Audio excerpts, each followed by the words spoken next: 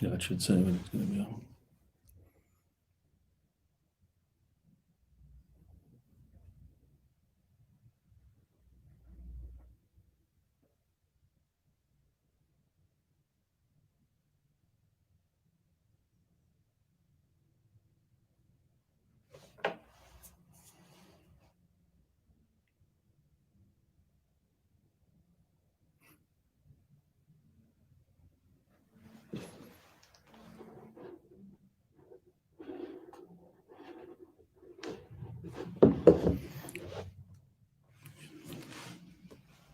Good afternoon, everyone.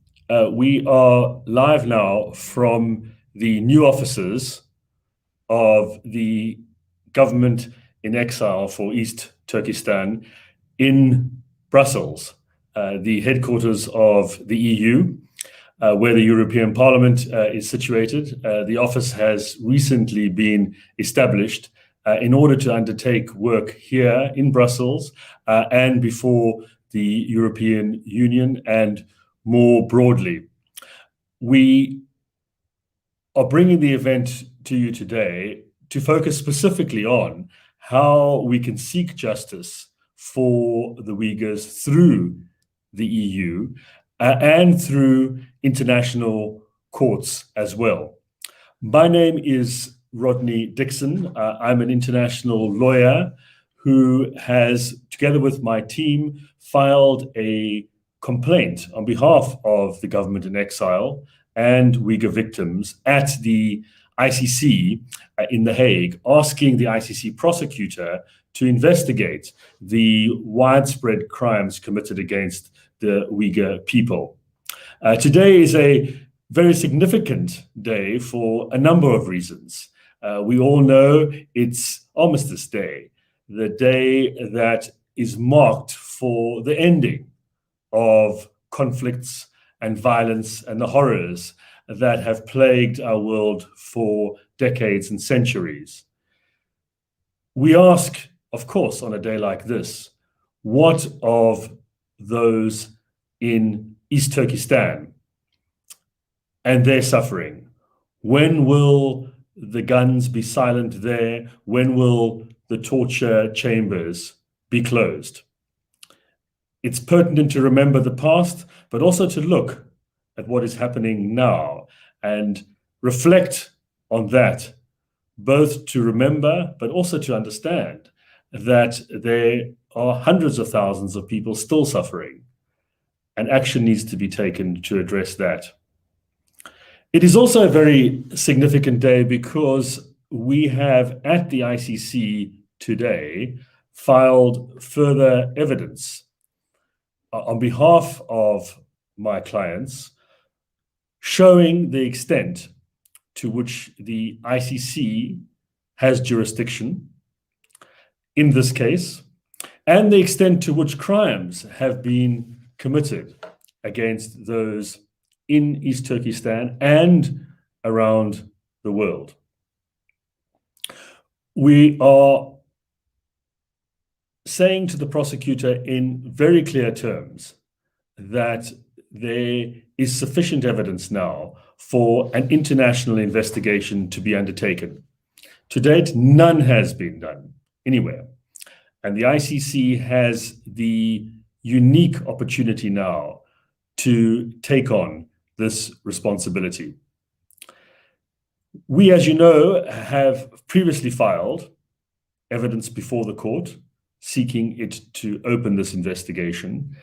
This evidence that was filed today, and it is being widely reported on, is significant in three respects. First of all, it builds on the evidence that is there already. It heightens it.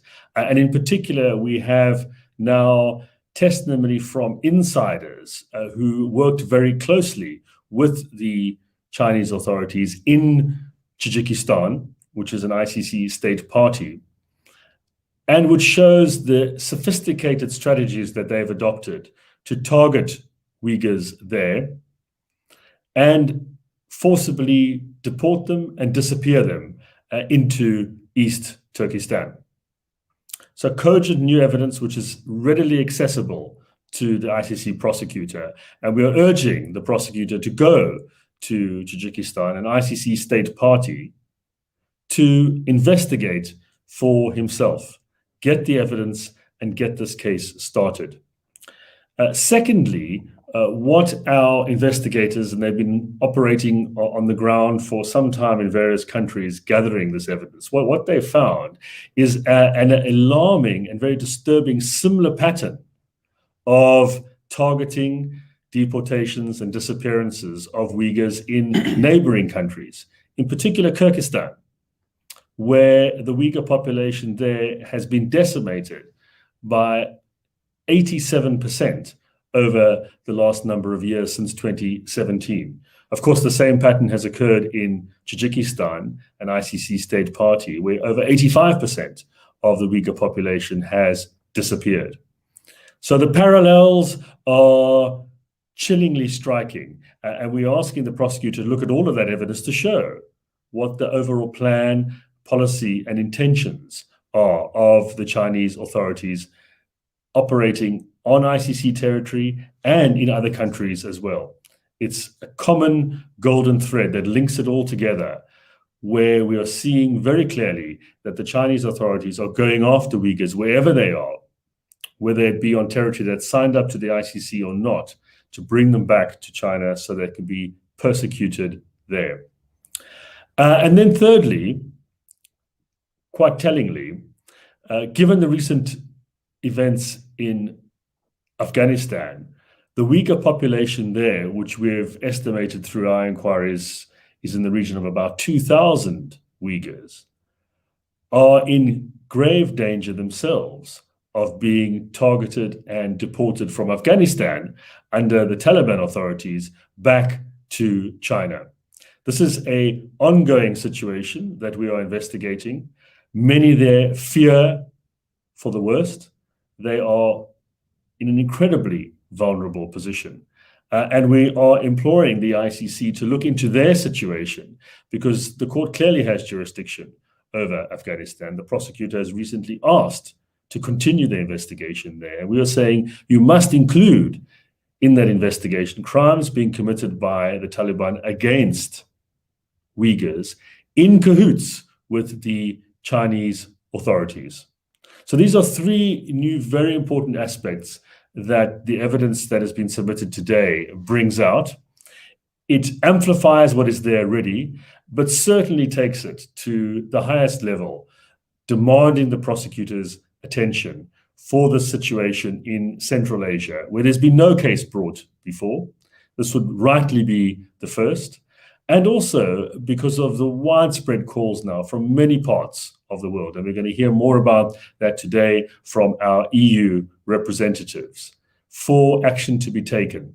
This is a crime of the highest notoriety, involving endless numbers of victims, and is certainly grave enough, manifestly grave, to demand that the prosecutor use his powers under the statute to start an investigation without delay.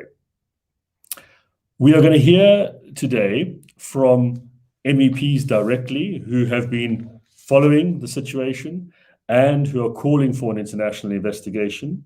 And we're also going to hear from victims. I'm going to start there with, I think she is now on our screen, Saragul Satbai, a Uyghur camp survivor who managed to fortunately get out. She has been living in Sweden, and she is very kindly joining us today to narrate for us what happened to her, so that all of us who are following can get a flavor of the evidence that we have provided to the ICC. This is the evidence that we're asking the ICC to look at within the jurisdiction that it undoubtedly has. She will give her speech in Uyghur, and then Dr. Ala, who's next to me, who I'll introduce in due course to speak, will translate. Saragul, over to you. Saragul, adı sizge nöbet geldi. Qine sözleriniz sözden hazır. Maqul. Mən səbzim falan İngilizcə. Аса кадырменди Европарламенттин мүчөлөрү және бүгүнкү жыйынга катнашып отурган барлык курметтүү меймандар, алдымен сиздерге рахметимди билдиремин. Маған осы сөйлөө орайын бергендиктериңиз үчүн көп рахмет. Убакыт байланысымен кыска сөйлөөгө тырысамын. Менин атым Сайрагүл Сауытбай, ултум казак. Мен отанымыз Чыгыс Түркістандын Иле Казак автоном облусунда туулуп өстүм. Доктор, мугалим және директор катарлы кызметтерде иштедим.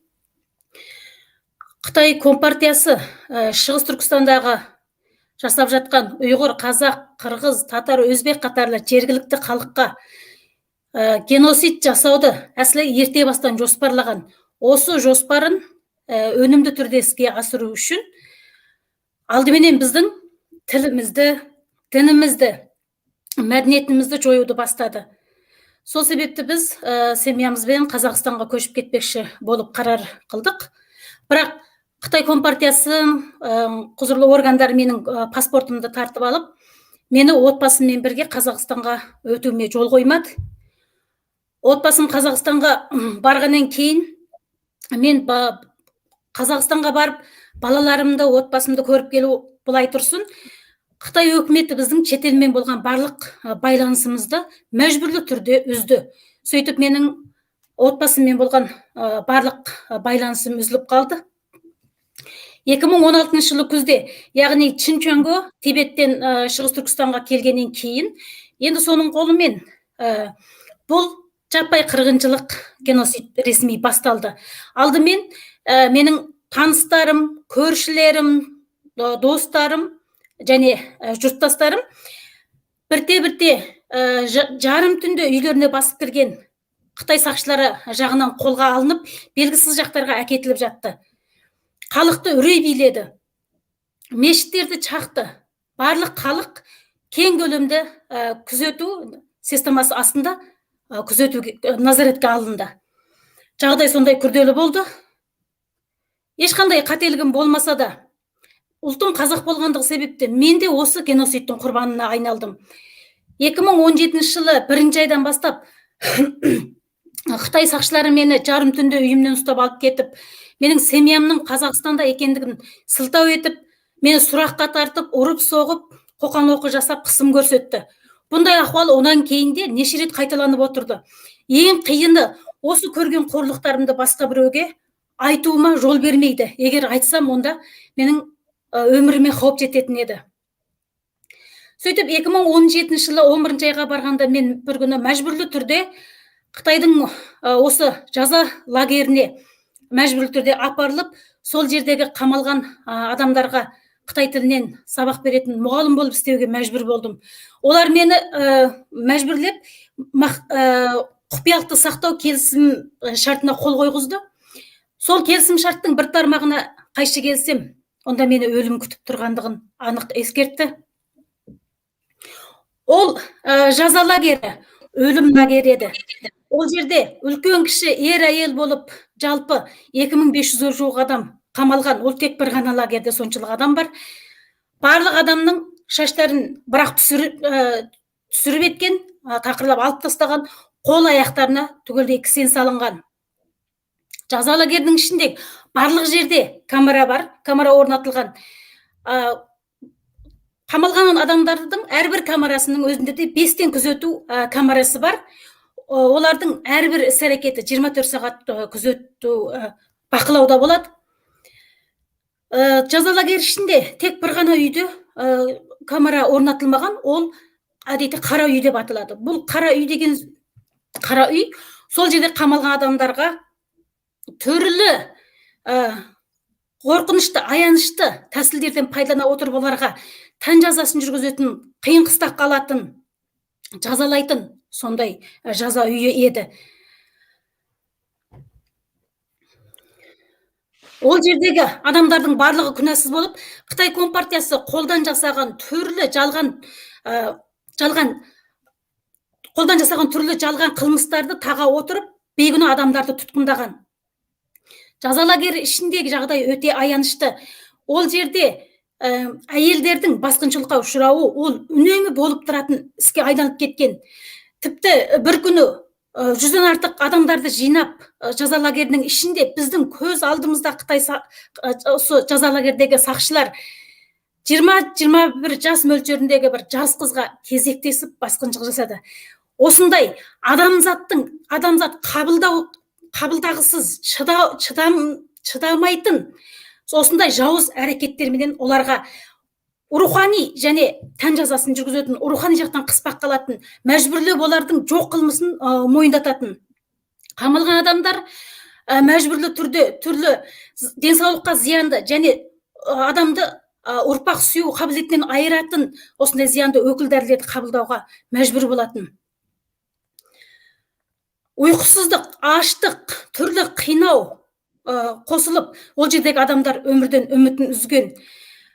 Пекиннен келген бұйрық бойынша екі түрлі нәрсені қатаң атқару керек. Бірінші, ол жердегі өліп қалған адамдарды басқалар көрмеу керек. Енді бірі, тұтқындардың ол жерден қашып кетуіне жол қойылмау керек деген. Және қамалған адамдар қамалудан бұрын әрқайсының денсаулығын тексереді, әрқайсында денсаулық архиві болады.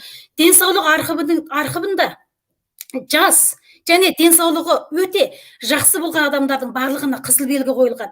Бұл белгі қойылған, бұл нені білдіреді дегенде, кейінгі жоғалып кеткен адамдардың барлығы осы қызыл белгі қойылған адамдардың ішінен жоғалып кетіп отырды.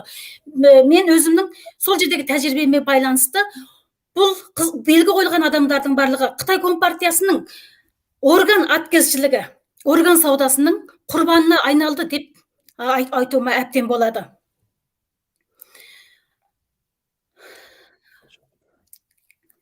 Жоғалып кеткен адамдардың орнына жаңадан адамдарды ұстап әкеліп толықтырып отырады. Сондай бір күні кеште жаңадан ұстап әкеліп кіргізіп жатқан адамдардың арасында бір қарт әжей болды. Ол кісі қазақ болып тізіп кіргізіп жатқан кезде мені көріп, мені құшақтап, менен жылап көмек сұрағандығы үшін мен сол жердегі жаза лагерінің тәртіп түзіміне қайшылық жасаған есептеліп, олар мені қара үйге апарып, жаза үйіне апарып, қиын қыстақ қалды, төкпен соқтырды, ұрып соқты. Мен өліп қаламын деп ойладым, бірақ күдерімді үзбедім. Қалай болмасын, тірі қалуым керек, тірі қалып балаларымды бір көруді, оларды бауырыма басуды армандадым.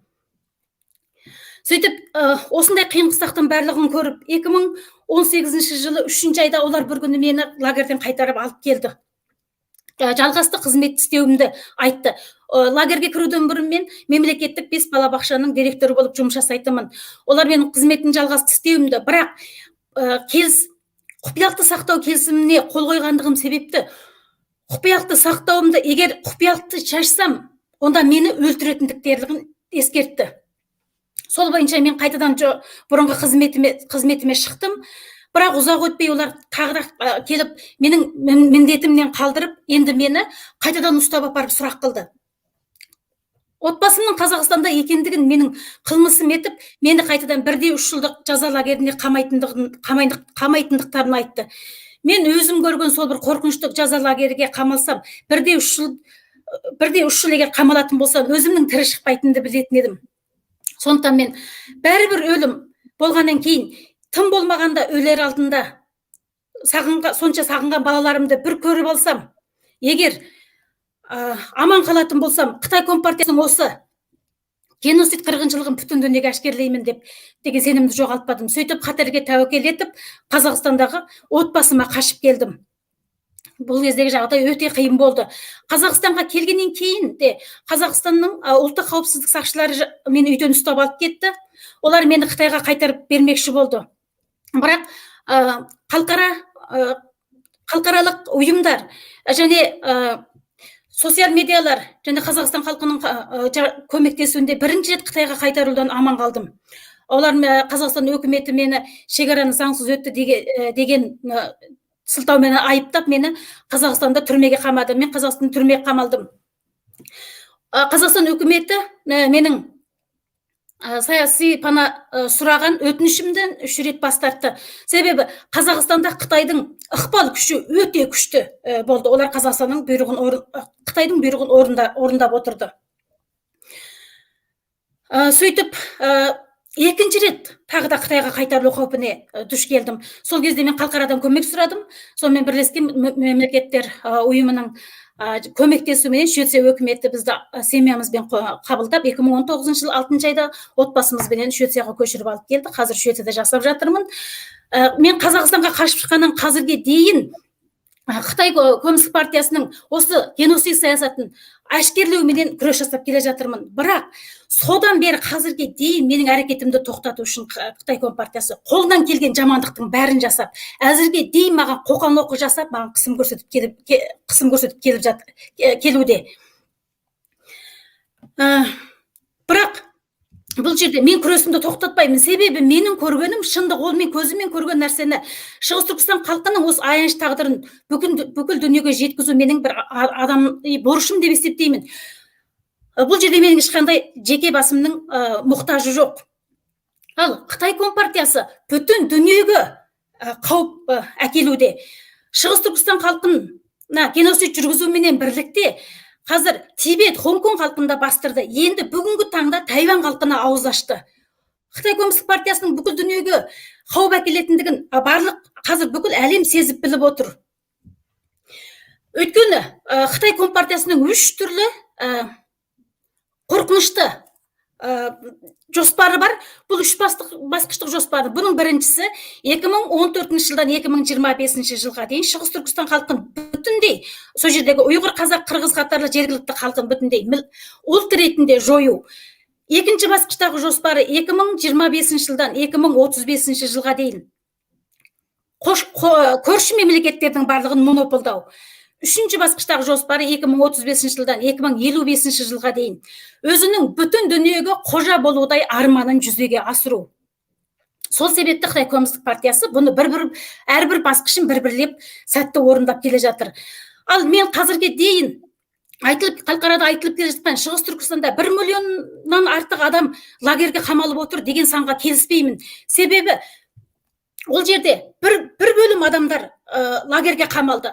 Лагерге қамалып, лагердегі жоғалып кеткен адамдардың орнында жаңадан ұстап әкеліп қамап жатқан адамдар бар. Оның сыртында және бір бөлім адамдарды тоқтамастан ішкі өлкөлөргө жөткөп жатыр. Бұл екі. Онан кейін бір бөлім адамдар мәжбүрлі еңбектің құлына айналды. Сонымен бірлікте мен балабақшада істеп жүрген кезінде жаңадан осы тұтқындау басылған кезде ата-анасы ұсталып кетіп қараусыз қалған балаларды мұғалімдерге бөліп қойды. Бірақ кейін бұндай балалар көбейіп кеткендіктен балалардың барлығын жинап балалар лагеріне алып кетілді. Енді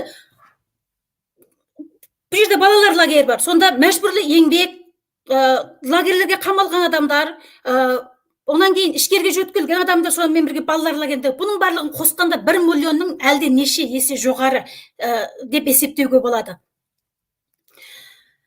Сондықтан ең соңында мен айтарым бүгінгі осы орайдан пайдалана отырып, төмендегі талаптарымды ортаға қоймақшымын. Бірінші, Еуропа парламентіден Қытай Коммунист партиясының бұл қылмысын геноцид деп ресми мойындауды талап етемін.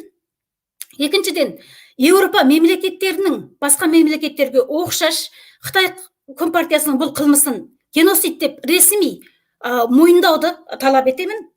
Үшіншіден, Еуропа парламенттің халықарамен бірлесе отырып ортақ әрекетке келіп, Қытай Коммунист партиясының бұл геноцидін тоқтатуға әрекетке өтуге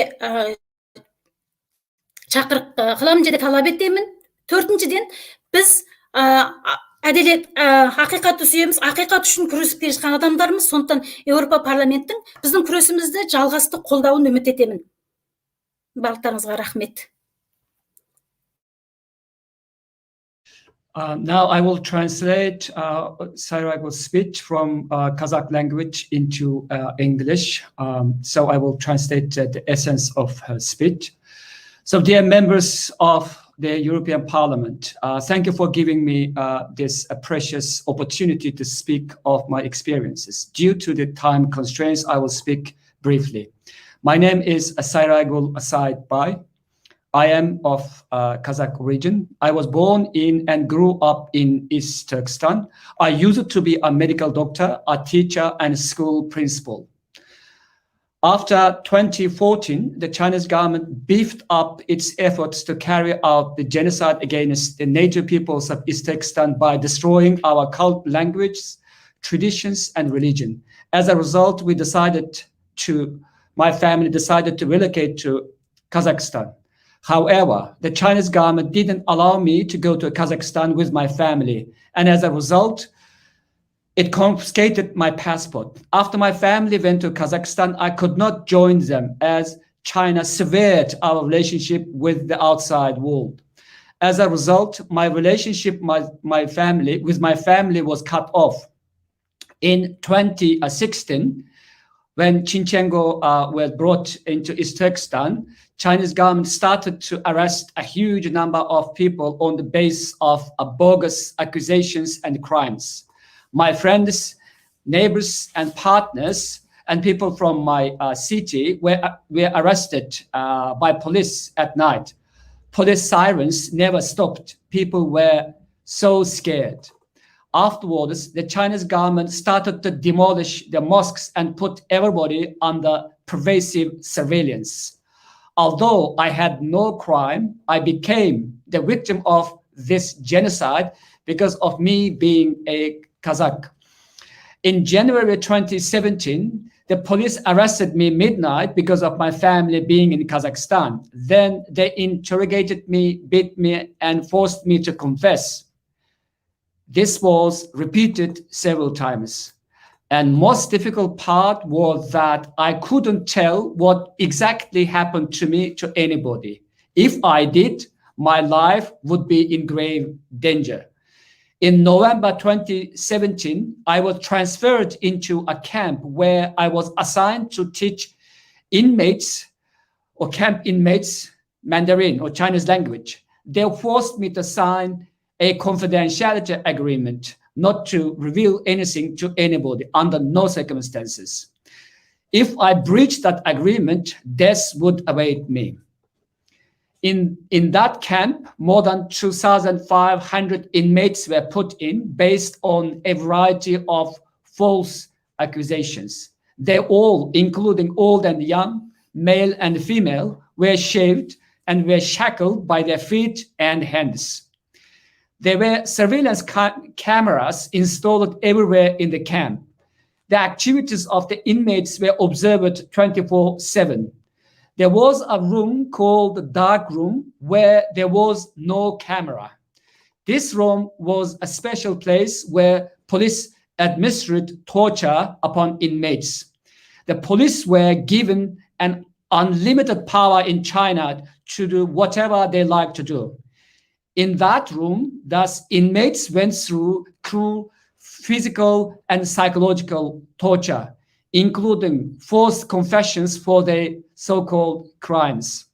Rape of female inmates was such a common practice inside the camp. Police officers could rape any woman they prefer. And I will give you one example that one day all inmates were convened in one big room where police officers raped a 20 to 21-year-old girl in front of all of us. It was a cruel, shocking, and inhuman practice that I could never forget. Another example is that each camp cell had a special plastic bag used as a toilet for everybody. Once a bag was full, the inmates were not allowed to use it until it was emptied out for the next use. This caused the inmates to be sick, such as infections, in particular urine infections and other diseases. There were also some inmates who had a brain surgery and diabetes, but they were not given any medications for the diseases. In the camp, there was a health condition file for each of the inmates. And those who were young and healthy were identified with a mark in red, which could possibly be used for organ harvesting because it was them who disappeared later. Police then put new inmates in the place of those who suddenly disappeared. At one time, an old Kazakh lady who was arrested and put in the camp midnight hugged and begged me for help. And this was discovered by the police, who brought me into the dark room where they tortured me on the basis of the accusations that I breached the code. At that time, I saw all the torture tools in that room. It was a shocking revelation to me. Though it was so hard to survive there, I never lost hope. But most people there lost their hope because of the insomnia, because of the torture, and because of hunger. For I believe that we are all there, were innocent. My whole hope was to see my kids and to hug them deeply. They brought me my home. The police brought me my home in March 2018 and asked me to continue my work. They threatened me that if I tell anybody what I saw there or in the camps, I would be killed. Hence, I continued my work, and after a while, they discharged me suddenly. They arrested me again for interrogation. They told me that they would imprison me for 1 or 3 years in a camp because of my family being in Kazakhstan. I knew that this would mean death to me. It came to my mind that since I am innocent, why should I die in China's camp? Since it's a death after all, it would be great great for me to see my kids before I die. If I am alive, it would be great to let the world know about the crimes of the Chinese Communist Party or CCP. I took the risks to flee to Kazakhstan eventually. I am the lucky woman to be alive among more than 10 million the people in East Turkestan. In Kazakhstan, I was arrested by the Kazakh security officers who tried to deport me back to China. But I was saved from this deportation first time due to the pressure from the international community, social media, and the people of Kazakhstan. The Kazakh authorities put me in jail for crossing the Kazakh border illegally. Under the pressure of China, which has huge influence in Kazakhstan, the Kazakh government refused my application for political asylum. I faced the forced deportation to China second time. I asked for help from the international community. Due to the intervention of the United Nations, the Swedish government accepted me and my family and brought us in Sweden. To stop my activism, the Chinese government has been using all evil tactics to date. However, I have not stopped, and I will never stop my activism. It's my duty to tell the world about the crimes of the CCP that I saw with my naked eyes. Otherwise, there's no point for me to be here. In East Turkestan, it's not 1 million, but much more than 1 million people who have gone through this unspeakable ordeal. If we add the number of the people who have been put in camps, in prisons, transferred to other parts of inner China, put in slave labor, and the children, including the children in camps, it will be over and beyond millions of people suffering under the rule of the CCP. The Chinese government is conducting genocide against the peoples of East Turkestan, including Uyghurs, Kazakhs, Kyrgyz, and other local peoples. It has suppressed the people of Hong Kong, and it's now threatening the people of Taiwan. It's all about China's long-term goal or objectives. For the Chinese government has 3 goals to achieve. First, to eradicate the people of East Turkestan via genocide from 2014 to 2025. Secondly, to occupy neighboring countries from 2025 to 2035. Third, to be dominant power to control the world from 2035 to 2055. The CCP is clearly a threat to the whole world. After the Second World War, it was promised that the Holocaust would never happen again, but it's being repeated by the CCP. And CCP is attacking the international system. It's waging a war against democracy and freedom everywhere. Thus, firstly, I call upon the European Parliament to officially recognize the crimes of CCP as genocide. Secondly, I call upon the other European countries to officially recognize the crimes of CCP as genocide. Thirdly, I call upon the European Parliament and other international organizations to work together to stop this genocide. Fourthly, we as victims of this genocide need justice and support of the European Parliament. Thank you so much for your attention. Thank you so much, Surigul, for joining us.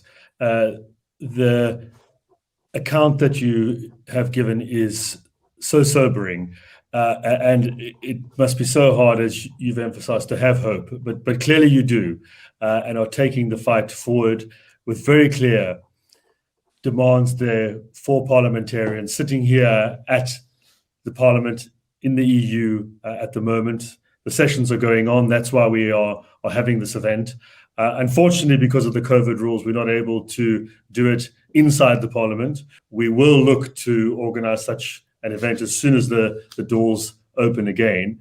But very fortunately, we have been able to get MEPs to address us today. Miriam Lexman, MEP, will be joining us shortly. And we also have the German MEP from the Renew Europe group, Engin Iroglu, who unfortunately has been struck down by this flu that is going around with everyone at the moment. So he's not able to, unfortunately, get to the screen. But we have his statement here, which he has asked me to read out on his behalf. This is the statement of Engin Iroglu, MEP. I address you today with an urgent appeal. Bring the crimes against the Uyghurs before the International Criminal Court. For years, Uyghurs have been killed, imprisoned in camps, tortured, and systematically sexually abused. Children are separated from their parents, and women are forcibly sterilized. All of this goes beyond ordinary human rights violations. The international community has a responsibility not to stand idly by in the face of genocide and crimes against humanity. Because never again is a promise that must also apply in the 21st century. The perpetrators of these inhumane crimes must be held accountable and brought to justice. We have known about the camps in East Turkestan, Xinjiang, for 5 years. However, the Chinese authorities mistreat Uyghurs, not only in China, but also beyond their borders, and with impunity, it seems. One example is Tajikistan. There, Uyghurs are deliberately persecuted, rounded up, and then never heard from again.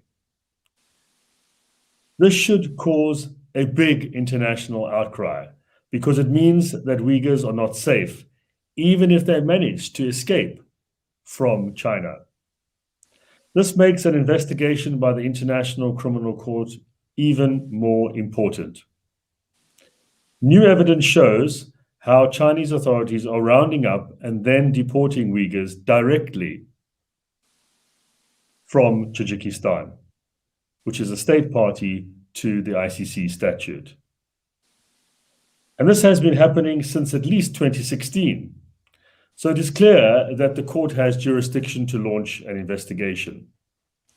The evidence now collected also shows that an elaborate system has been created by Chinese officials around the world to target Uyghurs.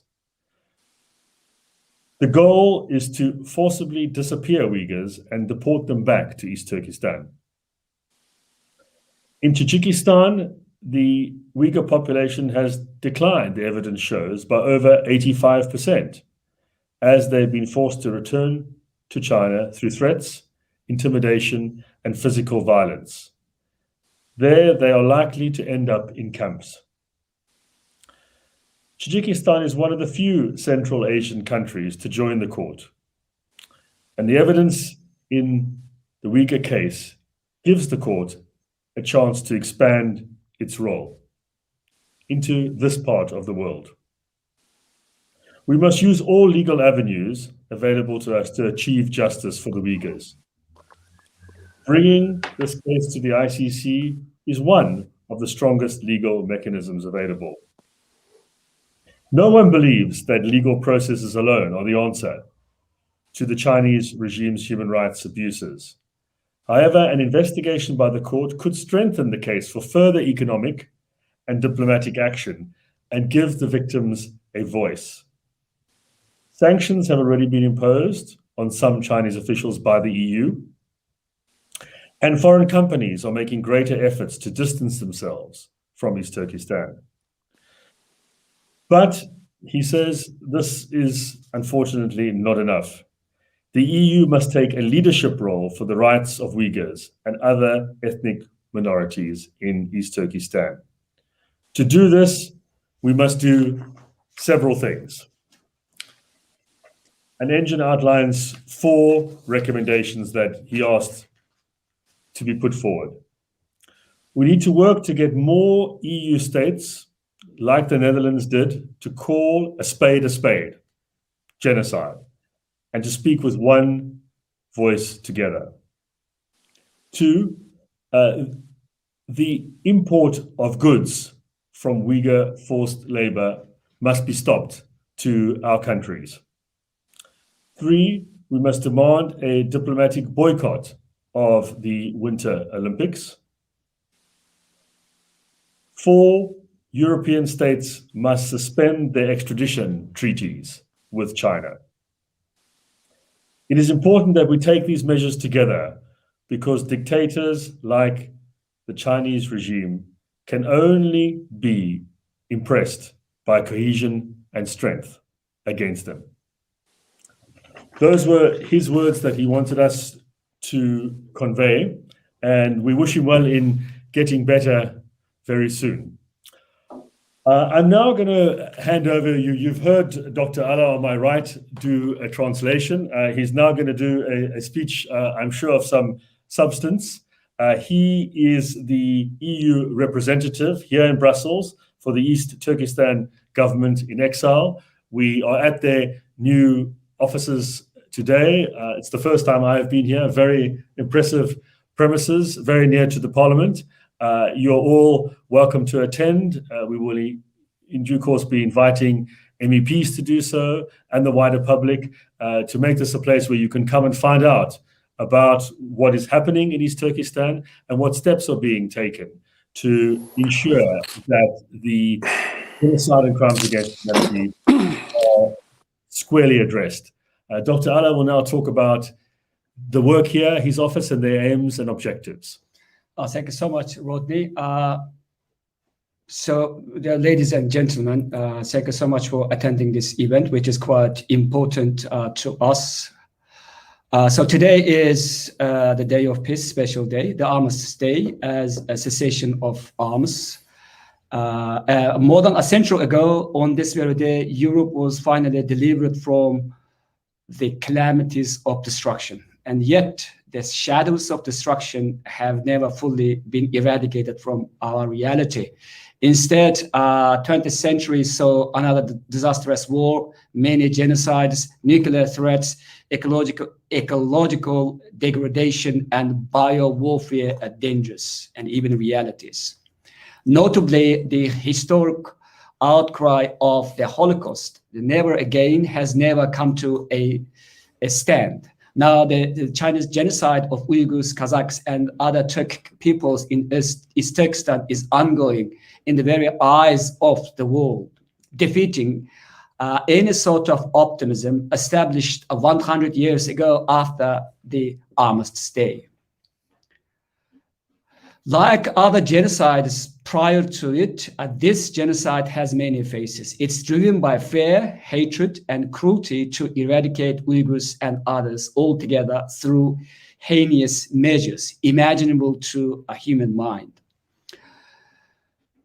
This genocide has permanently destroyed many aspects of Uyghur life and the life of Kazakhs as well.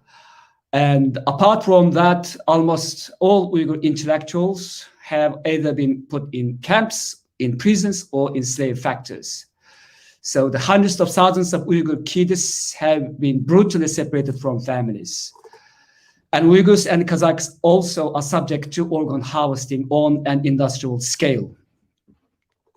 The report Mr. Dixon's team and East Turkestan Government in Exile prepared this time reveals the shocking evidence of China's very sophisticated, very evil transnational operation. The scale, scope, and capabilities of China's state-backed hackers infiltration, intimidation, and intelligence operatives have expanded dramatically recently, threatening the lives of Uyghurs, not only in the developing countries, but also more in the developed countries as well.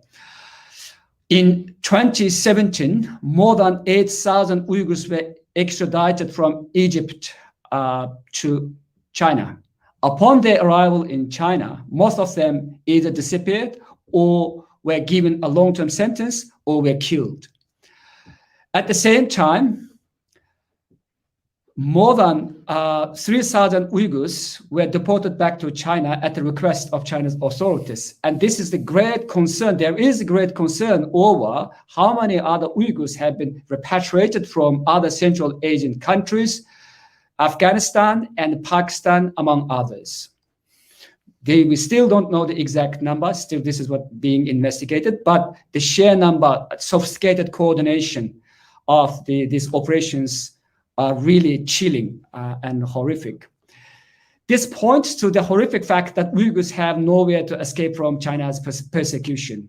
Even if they have escaped successfully, China's intelligence services use their parents and families as hostage, either to force them to come home or to stop their political involvement. If not, their family members will pay a heavy and often fatal price. And this includes my family back in East Turkestan as well.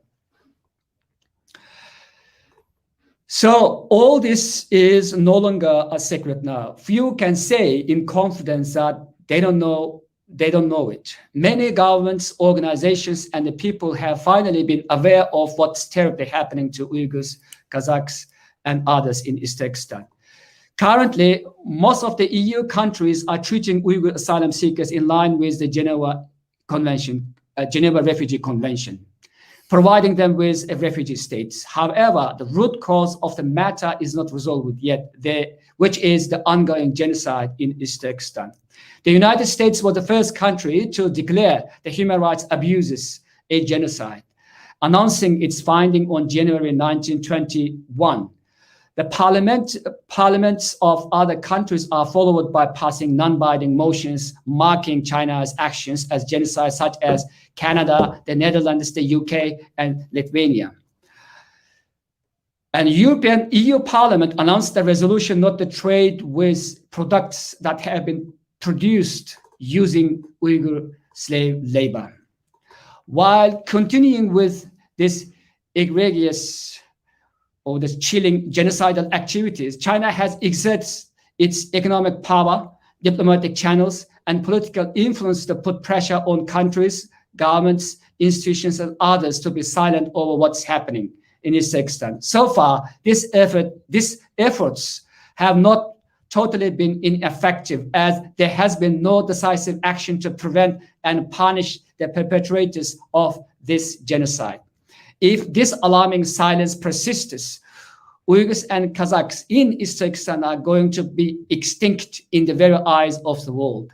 If nobody acts, perpetrators are emboldened. If no action is done, the perpetrators threaten the next and the next until it controls everybody, everywhere, as expansion of its transnational oppression. So, on behalf of the East Turkestan government in exile, I'll call upon the European Parliament to take a leadership role to work with other international organizations, governments, and people to stop this genocide before it's too late.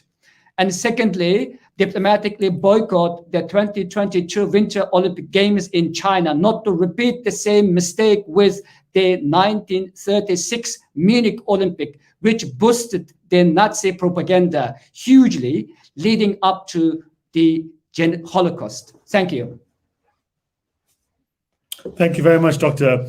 Ala. I'm now going to go back to the account directly from the victims. We are joined by, I think he is there, Mr. Omar Bakali, joining us from Prague, who is another Uyghur camp survivor, to give us his first-hand account. he will do so in Uyghur, and I will ask Dr. Ala again to translate. That is the easiest way to do it. And I'd ask that if it's in order with the two of you, that Mr. Bakali, if you go through your account, breaking it up sentence by sentence, and then Dr. Ala can translate as you go along so that we can all follow. Thank you very much for joining us, for making the time to do so. Ömer Begali efendim, hazır sizge söz verildi. Sizinki hazır sözleysiz. Şu sözge vaxtınızda cümle sözleseniz, ben onu cümle tercüme etsem. Kene başla. Okay. Yaxshimsizlar xonimlar, apandilar. Men Ömer Begali. Besbilingan zaman Sharq Turkistonning Turpan viloyati Pichanayasida tug'ilgan. Good afternoon, ladies and gentlemen, and my name is Ömer Bekali. I was born in East Turkestan, in Pichan County of Turpan Prefecture. 2017 yil 3 ayning 26 kunidan 2017 yil 11 ayning 24 kunigacha 8 oylik eng vahshiy, ya'ni o'lim lagerlarining beshidan kechirgan bir inson. I am the person who went through death-like experience from the 26th of March 2017 to the 24th of November 2017 inside China's horrific camps. Bular nəhayətimiz sistemlik holatda bizni lagerlarga qanunsuz toplab, onun içinde eng dastlabda eng vahshiy usulda qiynaydi. We were like rounded up and arrested systematically, and we went through the very unimaginable, chilling torture. This was the first thing they did to us. Onun içinde manga o'xshash shirkatning direktorlari, eng cho'ng millioner boylar, tijoratchilar, muallimlar, advokatlar, diniy zotlar, har soha insonlari bor. Hammamizni davlatni parchalashga uringan, terrorlikni tashkillagan, terrorlikni tashviqot qilgan, terroristlarni yushirgan degan jinoyatlar bilan shuni qo'l imzo etishga qiyiqstoqlarga uchraymiz majburan. So among us, we had like me, like a director of the companies, teachers, and lawyers, and the intellectuals, and also like entrepreneurs and everybody, and on the false and bogus crimes of separatism and inciting terrorism, etc. And we were forced to sign this so-called bogus, the crimes that we never committed. Bu günahsız, biz günahsız bo'lsakmi, bizlarni zanjirlarda bog'lab, kecha-kunduz zanjirlarda bog'liqlik holatda birinchisi qo'saqni osh qo'yish, ikkinchisi ruhoniy bisim, bizni eng ojizlagan holat vaqtimizda bizni izlarsiz g'oyib bo'ladigan boshqa o'rinlarga yo'tkaydi. Men ikki qatimda cho'ng odam yo'tkashga shohid bo'ldim. So we were shackled by our feet and hands. And the two things that the Chinese authorities administrated upon us. One is torture. Second one is hunger. And after that, I also lots of like inmates were subject to like a mass like transference into other places. I saw two of such transfers of the inmates by myself. Onun içinde naq öldürülgen insanların ikisiga men özümüz turgan lagerda ikisi öldürülgen. Birisinin ismi Yunus Ablis, yani birisinin ismi Yolvas degan saqchi darisining boshlig'ining jiyan o'g'li, nima Yolvasniki jiyan o'g'li, ismini men unutib qoldim, endi ismini ololmadim uni. Ikkisining o'limiga guvohlik bo'ldik. And during this time, I myself witnessed the death of two people. One is the name of the one person is Yunus Ablis. The other one is a niece of the person who worked for the police station called Yolvas, but I forgot his name. Sorry. Mening atamı şu atanmış ölüm lager terbiyeş lagerda qaslab o'ltirib tashlandi. My father was also killed in such a death camp.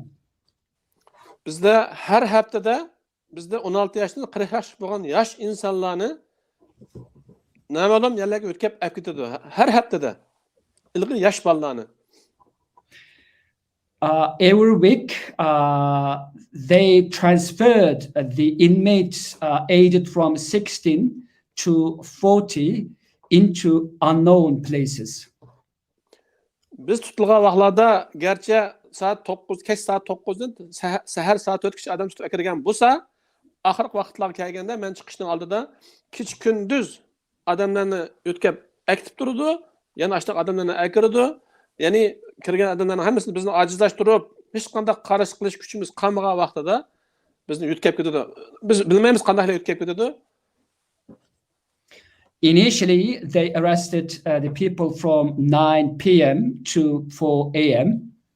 But later on, they arrested and they put people in camps non-stop, 24/7. And after we have weakened physically and mentally to a great degree, then they transfer us into unknown places without us knowing how that happened. 3 lagerindeki men Turpan'daki, Karmay'da ikisida, Turpan birisida yattım. Şu jarayonda askam 200'dek insan bilan yatgan bo'lsam, shularning birasining hayotmi, tirikmi hech qanday xabari yo'q. I spent my time in 3 camps. 2 were in Turpan prefecture. One is Karmay city with more than 200 people. And I have never heard of any one of them being alive so far. Nəhayət əfsus, biz şunun içindeki bütkül uçurğan ziyankeşliklarniki dalil sübtida aspas tatuqla qaldı. Hem ruhimizde ta hazır kadar şunçilik eğir bisim içinde yaşayabatımız. Biz Avrupa parlamenti bo'lsin, davlat tashkilotlari bo'lsin, bu qirg'inchilikni tutishda cho'qim qonunlarni ma'qullab, eng tez arada xalqimizdagi bir normal insonlarcha bir hayot yashashga yordam bo'lishini umid qilaman. So this is a quite like we had lots of like scars, physical and psychological. In particular, I live with a huge mental stress and pressure. And I would like, as victims of this genocide, would like to ask for European Parliament and United Nations to adopt strong resolutions to stop this genocide. Akşamı biz Çexiyaniki Amerika baş elçisinin şəxsi turalğısında kütüb olindik. Yani Avrupa'daki bütkül elçixanalardaki xizmətçilərin yardım arqılıq biz Avropadamı bizim bu qırğınçılıq məsələsini yana anlatışqa yardımda bulup tezərək bu qırğınçılığı toxtatuş üçün Amerika hökumətinin yaxından yardım bolğanlığına xəbər tapdıq. And yesterday we spent time at private residency of the U.S. ambassador to the Czech Republic, where we were told that U.S. would take more efforts to help Uyghurs and others and to stop this genocide. Axırqı sözüm Xitay əgər irqi qırğınçılıq etməyən bolsa, ölüm lagerlərini qurmagan bolsa, qoxmasdan Avropa parlamentinin komissiyonunu, BDT'nin komissiyalarını bemalol kirib, bemalol tekshirishga ruxsat qilsin. Ko'rsatsin, darvozasini ochsin bizga. So if China, as China said, that if China didn't or is not committing this genocide, then China should open its doors to the investigators or commissioners from the United Nations and European Parliament to make investigation into this genocide. Ben xalqaradagi bu butkul mamlakat hökumətlər və Avropa parlament iştirakçı insanlarniki insonlarni yo'qotmaganligiga ishonaman, adolatning hamma bir kun o'ynaydiganligiga ishonaman. Ko'pchilikka rahmat. So finally, I believe in the duty and sense of justice of the governments all around the world and also of the European Parliament. So I trust in the capacity to help us, and thank you so much. Thank you very much, Mr. Bukhali, for joining us. I know you have been busy there in Prague with lots of meetings, but for taking the time to give us your account and to share that is so important for our case at the ICC, for everyone to know the kind of evidence that we've been gathering. This is only part of it, but it's so important that it's delivered firsthand. And if you can stay for some questions, that would be good as well. I have only a few more points to make before we open for questions on the ICC process, because I expect that there will be questions about it. So I think it would be good, as the lawyer doing this, to set out exactly how the ICC process is working. What I'd really hope to be able to do before I go on to that is for you to hear from Miriam Lexman, MEP, who's the co-chair of the Interparliamentary Alliance on China.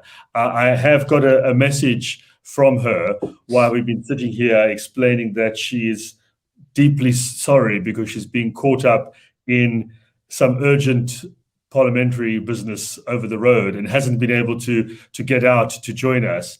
If she can do so, she will, especially while we're going on with the questions and answers. I'm not able to, unfortunately, get her speech either, because I could at least read that. But if she doesn't join us, we will do so and publicize that. She has stressed the importance of the ICC case and the need for an international investigation, and for the EU to support the opening of this investigation at the ICC. That is the message that she wanted to bring, and hopefully she will be able to do so, and we will publicize her statement in the event. It is so important that MEPs like her are speaking out in favor of the case and for an investigation to be opened. Mr. Iroglu has been tweeting about it recently, and so have other MEPs, and we are hoping that more will, because the key way in which this will be taken forward is if there is overwhelming support for the case. Yes, of course, the evidence is essential. That's what we have submitted today, and I'm going to talk to you just a little bit about that. But the wider support that is out there is vital for bringing attention to the need for an investigation and giving the prosecutor the confidence and the comfort to open that investigation.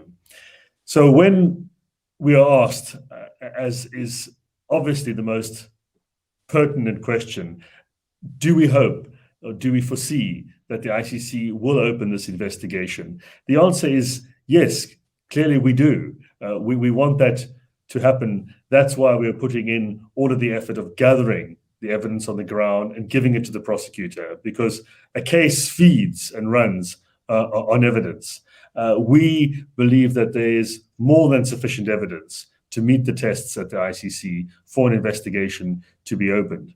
But we as lawyers cannot give any 100% guarantees that that's going to happen. So much will depend on how much there is support for the case in the wider international community, and in particular in the EU, where we are today.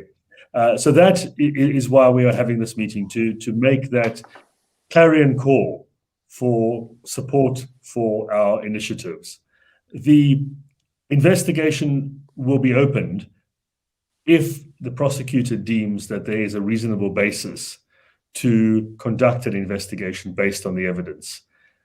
As I've underscored, that test has easily been met.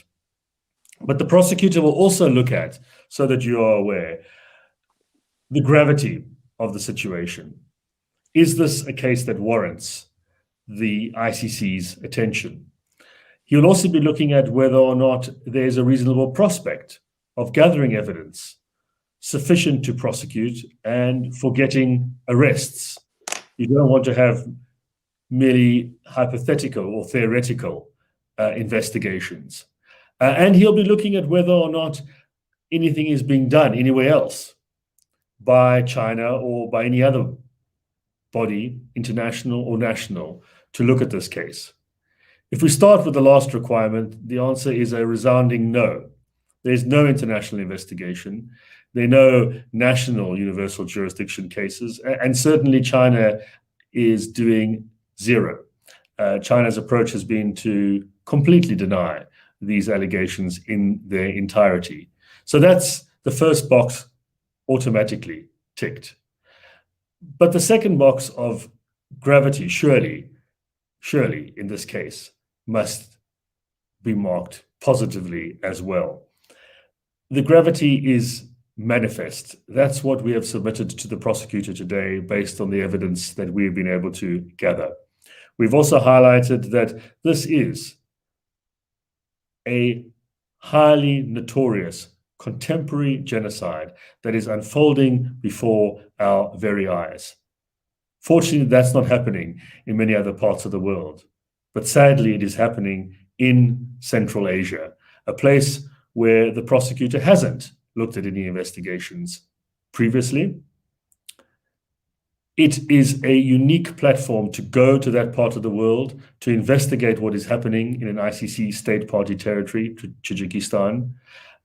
The evidence is certainly readily available. We have got a number of witnesses now who are ready to testify. They could come to The Hague and do that. So it's not a theoretical investigation. The evidence is accessible, it can be obtained, and it certainly establishes jurisdiction because it's happening on ICC state party territory. There can be no question mark over that. And there are real prospects, therefore, of gathering sufficient evidence to bring a case to prove it beyond reasonable doubt, of bringing charges which can then be followed all the way through in a trial, and of obtaining arrests. We know that the persons involved from the highest to the lowest levels do travel frequently. They travel in that part of the world, they travel to other parts of the world. So the prospects of actual trials taking place in The Hague are high. We have submitted, and we believe there are very good grounds for doing so, that all of the boxes are ticked as to why this is an investigation that stands out, that cries out to be taken up now. There can be no doubt that it is one of the biggest challenges facing humanity at the moment. What to do about a genocide that is happening as we speak. The accounts that you've heard earlier on are by people who managed to get out. But we all know those very things are happening at the moment. And an investigation into them would ensure that the victims, as Mr. Eroglu said, have a voice. They have a voice that the perpetrators will hear. They will know this has been taken very seriously by the ICC. Evidence is being gathered, and if they leave their country, they will be arrested. That could well make people think twice about whether they're going to do these things. And certainly people lower down whether they're going to enter into this killing machine and act on orders from above, or are they going to step away? It can cause questions to be raised within the state that is perpetrating this directly. So that is why we say the gravity threshold, which is often the most important for a prosecutor, is this a case that is appropriate for me to start an investigation? I have so many cases that there's obviously, in inverted commas, competition for a case to be taken up. But where you have so many different cases, and without wanting to say one is more serious than the other, because that's a bad path to go down. But this is certainly one where its head stands above the shoulders of so many other crimes. It is one that's attracted worldwide attention to the extent that parliaments, many have been speaking out loudly against it, as has the EU here. Persons have been sanctioned here for talking against it. So there can be no doubt that the gravity threshold is met. And it would be a case that could be started with an investigation tomorrow. It would be possible to get the witnesses that we've got together to give their testimony, to travel there, to get more testimony. There are so many avenues and leads of evidence that we have identified, sources that the prosecutor could pick up and take and run with right away. This wouldn't be a waste of time, a waste of money. It would certainly produce material results in a short period of time. The ICC has been criticized for taking too long. Well, this would be a case where, in short succession, evidence could be gathered, perpetrators could be identified, and they could be tracked. So if they travel they could be arrested, and trials could take place. It could be a reality, not an illusion. So that is why we say this must be done. That is why we are hopeful, and that is why we're going to keep striving to ensure that this case is placed front and center on the ICC's agenda, and that investigation is opened as soon as possible. I'm now going to open it up for questions, having set out where we are with the case. Any questions on the ICC case, plus also to the victims who have joined, and Dr. Ala, who is here to answer questions about the work at the EU. And we're hoping that Miriam will be able to join us as well. If not, we will publicize her statement. And as I said earlier on, we are looking, as soon as the doors open of the Parliament, to have an event inside there when things hopefully get back to normal. Thank you for your presence. Let's go to questions. Nikita is going to send them through to us, I understand. Hi, Rod. Just very quickly, Miriam's assistant has joined on her behalf. His name is Igor, and he's going to just say something for a few minutes. Wonderful. Igor, I'll welcome. hand over to Igor. Very good. So pleased that you can join us. Sorry about the emergencies you've been involved in, but thank you for making the time, and we look forward to hearing from you. Thank you very much, and good afternoon to all of you. And first of all, let me begin by apologizing on behalf of Mrs. Lexman for not being here. She was very much looking forward to joining the discussion with you on this issue and this very important initiative. So please accept her apologies for not being here. If I may just say a few words on her behalf. And first of all, thank you for this important initiative to bring more evidence to the ICC, because this is really, as you already said, really a defining issue of this age, and to what extent we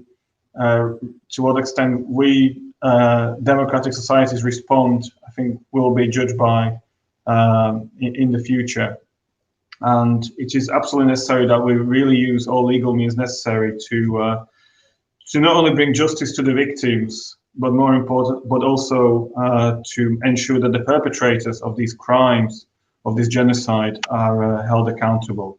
So thank you for this initiative, and we sincerely look forward to working with you in the coming months to bring more attention to the excellent work that you are doing, and to the case, and to ensure that the ICC does react as soon as possible. So those are just a few words, and once again, sincere apologies that Mrs. Lexman cannot be here today. Thank you so much, and please pass our very best on to Mrs. Lexman, and we do look forward to working with her and you in the future, and look forward to meeting. Thank you so much for your support and the rallying cry that you have underlined so strongly for the need to have full investigation and accountability for these appalling crimes.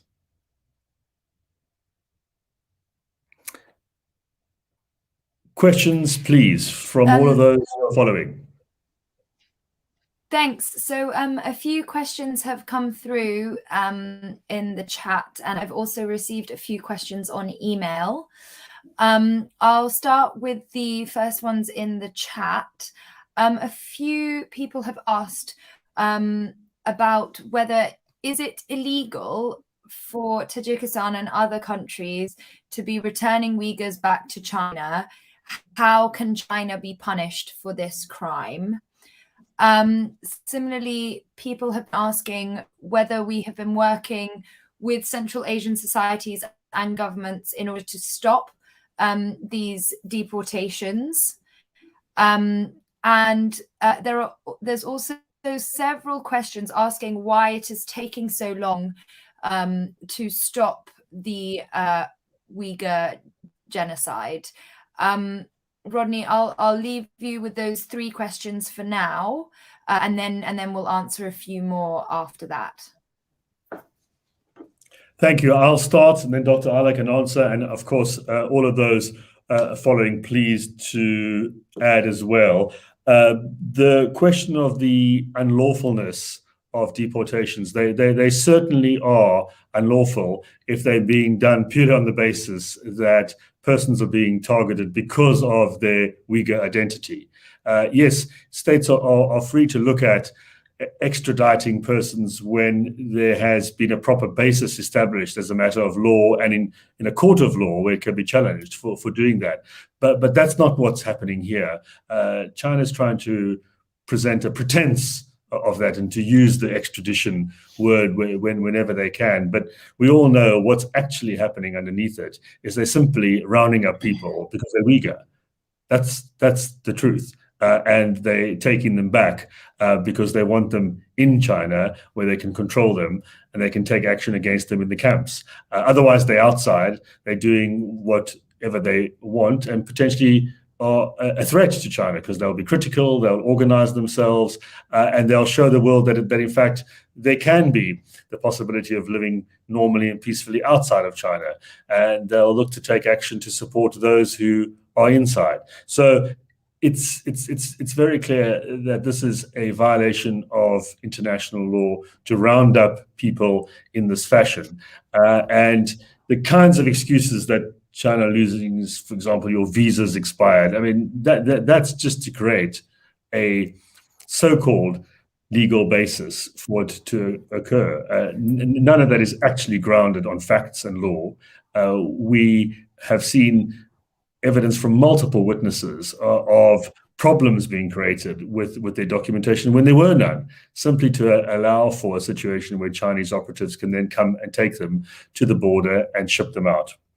With regard to stopping deportations, this is very difficult to do as the lawyers involved. I mean, we are focusing now on showing the evidence of what has been going on. But I agree, it's a very important question. Are we going to try and engage with those governments to see whether they will stop these things happening? And I think that is an avenue that must be explored. In fact, we are looking to reach out to some of those countries in the area, especially Tajikistan, to see what can be done about this situation. We must understand that they're under huge pressure from their neighbor, China, but with the support of countries in the EU and other countries, they will be able to be much more resilient. So it's not just about the lawyers looking at ways of assisting. Countries need to, the EU needs to support them to say, we are here for you. Look in our direction and don't feel that you're alone, that you always are under threat from China. Yeah, so I would like to add a couple of things to what Rodney has explained to us. First of all, this expatriation of Uyghurs from Central Asian countries back into China at the behest of China is nothing new. Back in 1996, China created an organization called Shanghai Cooperation Organization to target the Uyghur activism in Central Asia. Though it was at that time is a kind of like organization looking for some security cooperation among neighboring countries, including Russia, Central Asian countries, and Pakistan. But the key target was Uyghurs at that time. And after the 9/11 terrorist attacks on the US, the Chinese government utilized this Shanghai Cooperation Organization as a vehicle, not only to suppress Uyghurs there, but also facilitate the deportation of them back to China. So the deportation process has a long history, and so that's why Uyghurs in any of these Central Asian countries has not felt safe. They haven't been, not only the Uyghurs with a Chinese passport, but also Uyghurs in Kazakh passport or Kyrgyz passport or others are still under huge threats by their own countries, like respectively, like Kazakh government is putting lots of pressure on Uyghurs, along with other like Kazakh people not to engage anything, enter China, etc. So, and now the scope of this extradition has been extended into other countries, including Egypt this time, Turkey, and others. And even China is now harassing others in the Western countries, including US, the European countries, and others. So the Chinese arms is expanding and getting more sophisticated, and this deportation process is happening before our eyes. And now the last development is quite concerning us. For example, recently, the US envoy for climate change, John Kerry, proposed that as a result of his contact with Chinese counterparts, that China has agreed to cooperate with US on condition that US doesn't mention Uyghur genocide. So in that sense, the Uyghur genocide case is exchanged for climate change agreement with the US and other countries. And this is quite dangerous process in this space, that we are so worried that in the future, this Uyghur genocide case is given less and less attention, and China is more emboldened to carry out the last residue of the whole this horrific operations. Thank you. Other questions?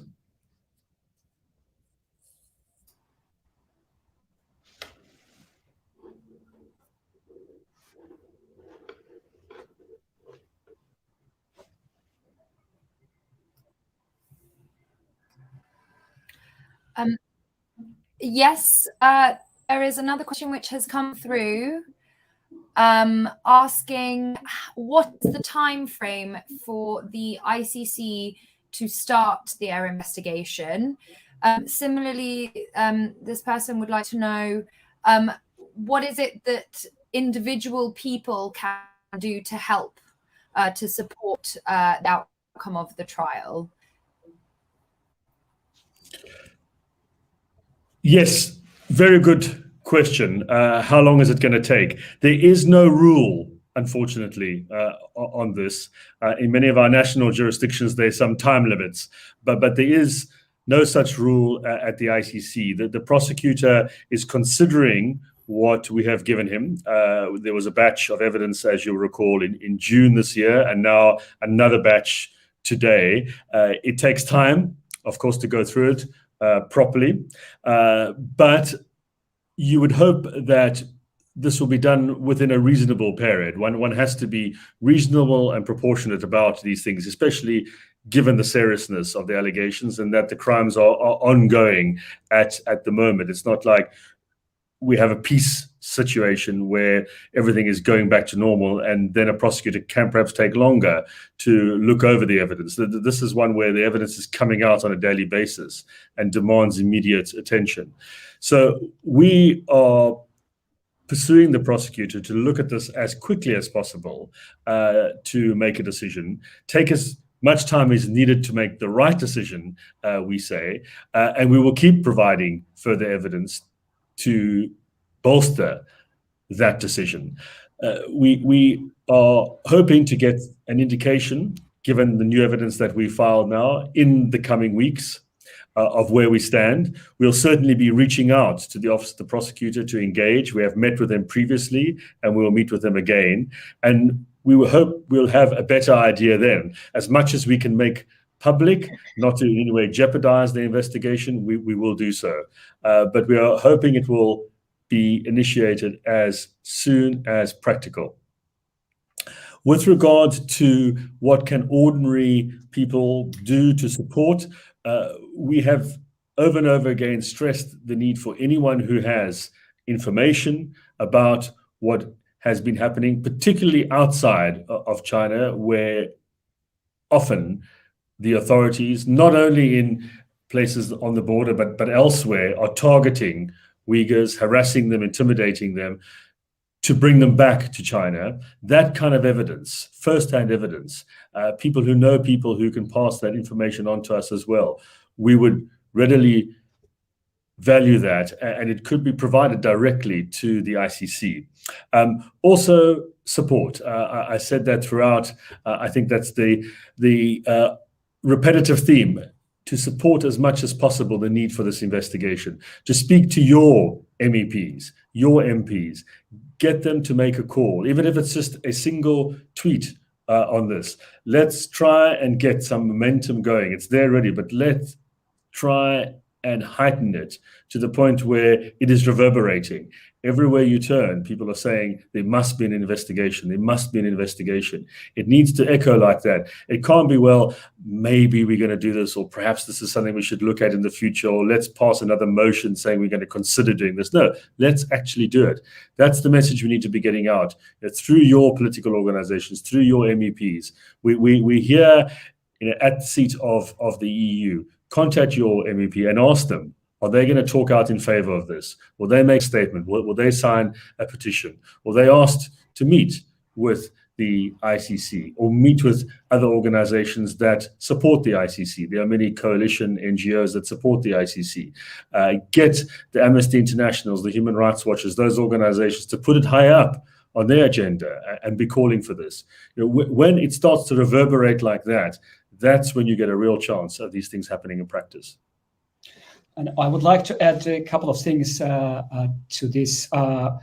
We, as Rodney briefly introduced our office to you, that this office is opened recently, and today it's actually this like official opening of the office of the East Turkestan Government in Exile in the EU and in Belgium, based in Brussels. So the main function of this office is to heighten up this case of the Uyghur genocide at ICC. This is one of our objectives, to carry out within European context with our physical presence and our activism. In the future, this office will be responsible to organize a variety of activities, campaigns, and other things. And I would like you to join us.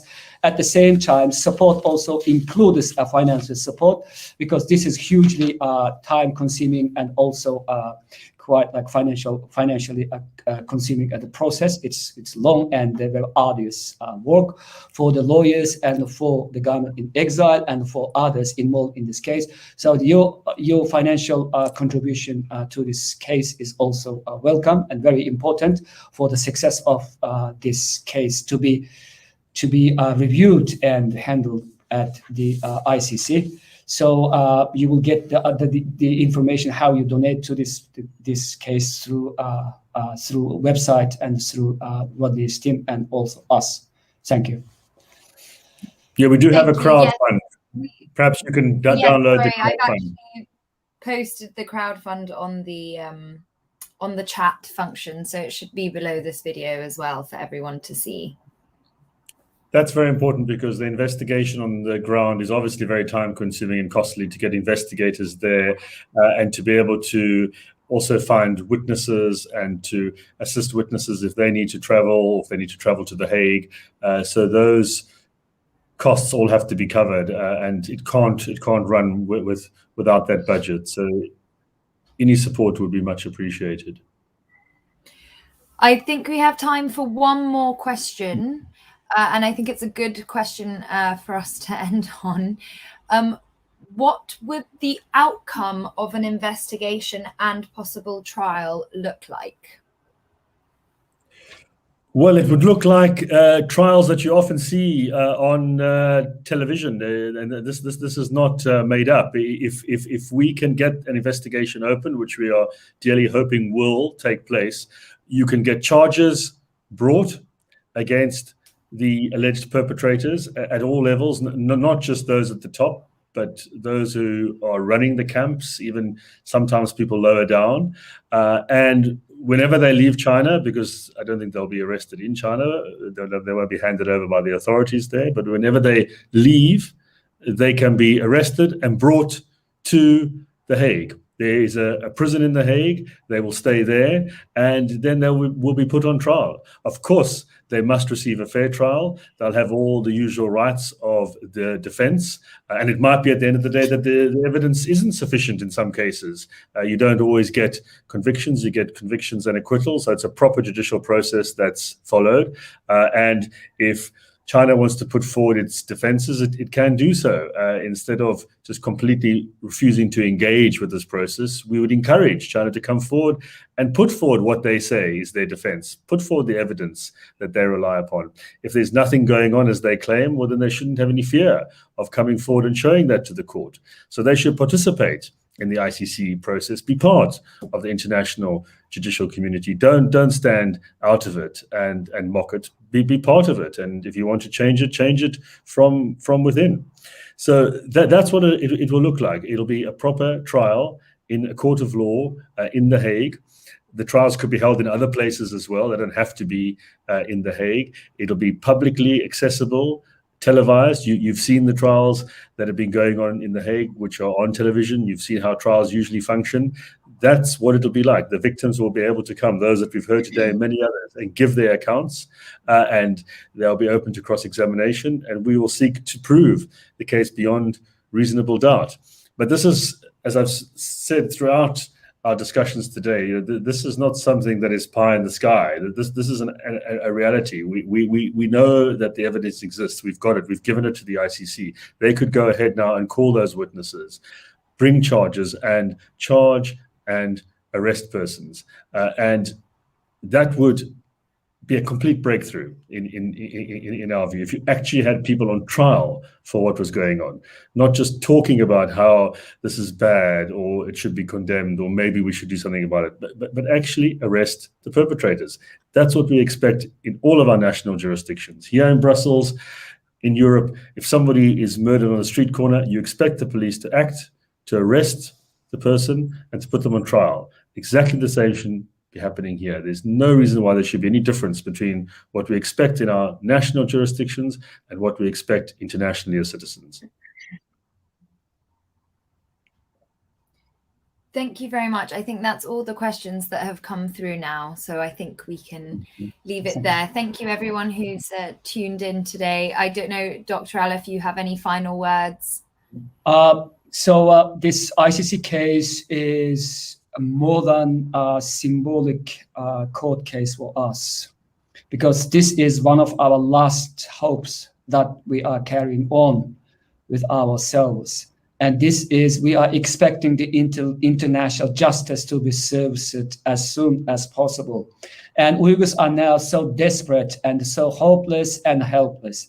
And this case, we Uyghurs are looking for this case to be taken up by the ICC, and proper investigations will be started soon, because before it's too late for us to extinct from the face of the earth. And that's why we would like to see that ICC gives utmost importance to this case, and also give us a new, perhaps one of the last hopes that we are expecting. And thank you so much.